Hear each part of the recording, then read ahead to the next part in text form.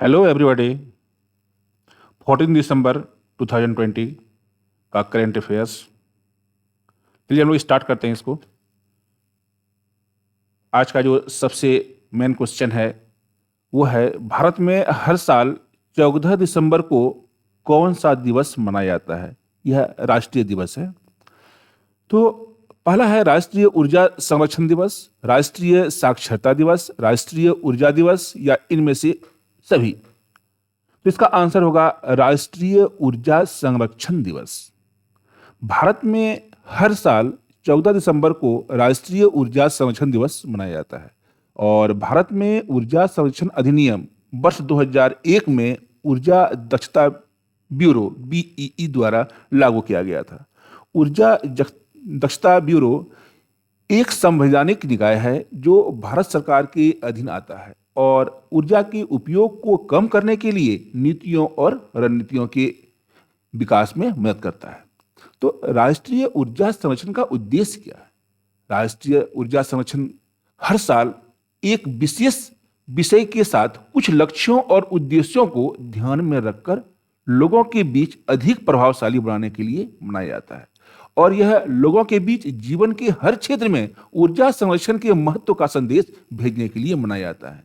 ऊर्जा संरक्षण की प्रक्रिया को बढ़ावा देने के लिए पूरे देश में बहुत से कार्यक्रम जैसे विचार विमर्श, सम्मेलनों, वाद विवाद, कार्यशालाओं, प्रतियोगिताओं का आयोजन किया जाता है। अत्यधिक और फालतू ऊर्जा के उपयोग के स्थान पर कम ऊर्जा के प्रयोग के लिए लोगों को प्रोत्साहित करना इसका मुख्य उद्देश्य है। ऊर्जा की खपत में कमी और कुशलतापूर्वक उपयोग करने के लिए लोगों को प्रोत्साहित किया जाता है।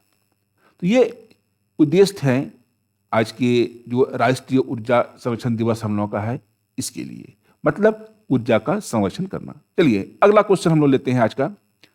आबू धाबी में 144 मंजिला टावर को गिराने में कितना समय लगा? 1 घंटा, 2 घंटा, 20 सेकेंड, 10 सेकेंड? जी हां, मात्र 10 सेकेंड में 144 मंजिला टावर ढह गया। यह कारनामा हुआ है यूएई आबू धाबी में। हम लोग जानते हैं कि यूएई गगनचुंबी इमारतों के लिए दुनिया भर में जाना जाता है। यहां कई इमारतों की ऊंचाई जानकर तो हैरान हो जाता है। हाल ही में आबू धाबी में 144 मंजिला टावर महज 10 सेकेंड में गिरा दिया गया। इसके लिए 915 किलोग्राम विस्फोटक इस्तेमाल किया गया। यह खास बात यह है कि इसे सबसे कम समय में 144 मंजिला टावर गिराने के लिए गिनीज ऑफ वर्ल्ड रिकॉर्ड में शामिल किया गया, क्योंकि इसे मात्र 10 सेकेंड में गिरा दिया गया। चलिए आज का अगला सवाल हम लोग देखते हैं। फार्मूला 2 रेस जीतने वाले पहले भारतीय कौन है? जिहान दारूवाला, डेनियल टिकटम, सोहल दारूवाला, इनमें से कोई नहीं। तो इसका आंसर है जिहान दारूवाला। तो जिहान दारूवाला ने 2020 में बहरीन में साखिर ग्रैंड पिक्स के दौरान फार्मूला 2 की रेस जीतने वाला पहले भारतीय बनकर इतिहास रचा है। यह 22 वर्षीय भारतीय F2 चैंपियन ने मिक सुमार और डेनियल टिकटम के खिलाफ रोमांचक मुकाबले के बाद इस प्रतियोगिता में प्रथम स्थान प्राप्त किया। फार्मूला 2 चैंपियनशिप एक दूसरी श्रेणी की सिंगल सीटर रेसिंग चैंपियनशिप है। और आज का अगला सवाल, वित्त मंत्रालय ने हाल ही में देश के कितने राज्यों को 9,879.61 करोड़ रुपए के कैपिटल एक्सपेंडिचर प्रस्ताव को मंजूरी दे दी है? 24 राज्य, 25 राज्य, 27 राज्य, 28 राज्य? इसका आंसर होगा आपका 27 राज्य। 27 राज्यों को इसकी मंजूरी मिल गई है। और अगला सवाल है आपका ये कि गूगल इंडिया के अनुसार इस वर्ष 2020 में गूगल पर सबसे अधिक खोजे गए व्यक्ति कौन है? ट्रंप, जो बाइडेन, डेनियल टिकटम, और इनमें से कोई नहीं। तो इसका आंसर है जो बाइडेन, जो अभी अभी अमेरिका के राष्ट्रपति बने। इसे ही सबसे अधिक सर्च किया गया। गूगल इंडिया ने हाल ही में अपना वार्षिक ईयर इन सर्च परिणाम जारी किया है, जिसमें कि गूगल पर सबसे लोकप्रिय व्यक्ति के तौर पर जो बाइडेन को सर्च किया गया। और इस रिपोर्ट के अनुसार अमेरिका के नवनिर्वाचित राष्ट्रपति जो बाइडेन को इस वर्ष गूगल पर सबसे अधिक खोजा गया। चलिए अगला क्वेश्चन हम लोग देखते हैं। हाल ही में किसने रविंद्रनाथ टैगोर साहित्य पुरस्कार 2020 जीता है?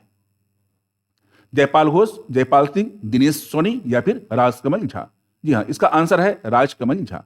राजकमल झा ने रविंद्रनाथ टैगोर साहित्य पुरस्कार 2020 का पुरस्कार जीता है। और आज का अगला सवाल, हाल ही में कौन ग्लोबल टीचर प्राइज जीतने वाले पहले भारतीय बने हैं? तो ये ब्रजेश शर्मा, रमा रघुपालन, रंजीत सिंह दिसाले या फिर बजरंग नागर? तो इसका आंसर है रंजीत सिंह दिसाले, जो ग्लोबल टीचर प्राइज जीतने वाले सबसे पहले भारतीय हैं। तो ये थे आपके आज के करंट अफेयर्स। और फिर हम जो प्रत्येक दिन आप लोगों को देते हैं इतिहास के पन्नों से, तो इतिहास के पन्नों में 14 दिसंबर की कुछ झलकियां। 14 दिसंबर 1946 को डॉक्टर राजेंद्र प्रसाद भारत के संविधान सभा के अध्यक्ष निर्वाचित हुए थे। और आज ही के दिन 14 दिसंबर 1997 को ग्रीन हाउस गैस के उत्सर्जन में कटौती के लिए विश्व के सभी देश सहमत हुए थे। और आज ही के दिन 14 दिसंबर 2007 उत्तर और दक्षिण कोरिया के मध्य 50 वर्ष बाद रेल सेवा पुनः बहाल की गई थी। तो ये हैं आपके कुछ इंपॉर्टेंट क्वेश्चंस करंट अफेयर्स के। Okay, thank you.